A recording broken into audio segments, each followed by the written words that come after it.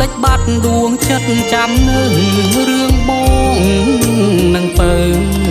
នៅឯសូហងបុផារិញថ្មីល្អស្រស់ផោផង់បុផារិញថ្មីល្អស្រស់ផោផង់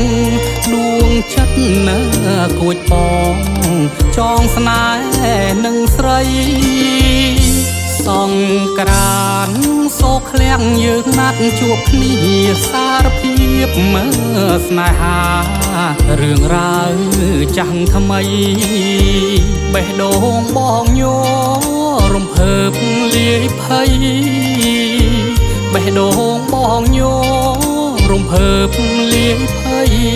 ថាបងបែបតីតែស្រស់កន់និថាសូមបន់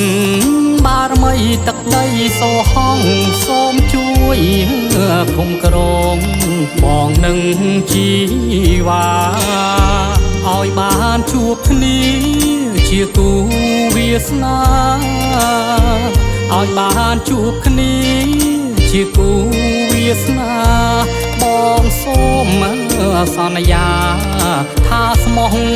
គ្មានប្រែបនចូលឆ្នាំចប់បងនឹងចូលស្ដីជុំញាតប្រុសស្រីតាមទំនៀមខ្មែរវត្តអង្គសូឃ្លាំងជាសាកសីស្នេហ៍វត្តអង្គសូឃ្លាំងជាសាកសីស្នេ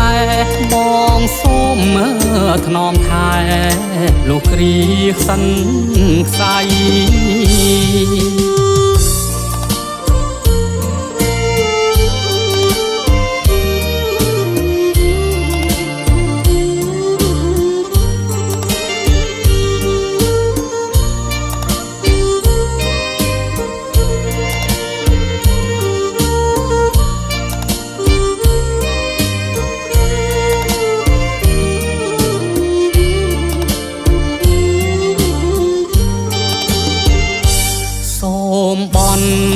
បារមីទឹកដីសូហង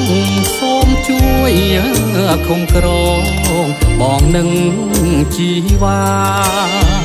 ឲ្យបានជួបគ្នាជាគូវាសនាឲ្យបានជួបគ្នាជាគូវាសនាបងសូមសន្យាថាស្មោះគ្មានប្រែបនចូលឆ្នាំចប់បងនឹងចូលស្ដីជុំញាតប្រុសស្រីតាមទំនៀមខ្មែរវត្តអង្គសូឃ្លាំងជាសាកសីស្នេហ៍វត្តអង្គសូឃ្លាំងជាសាកសីស្នេហ៍បងសូមថ្នមថែលោកគ្រាសិនខ្សៃ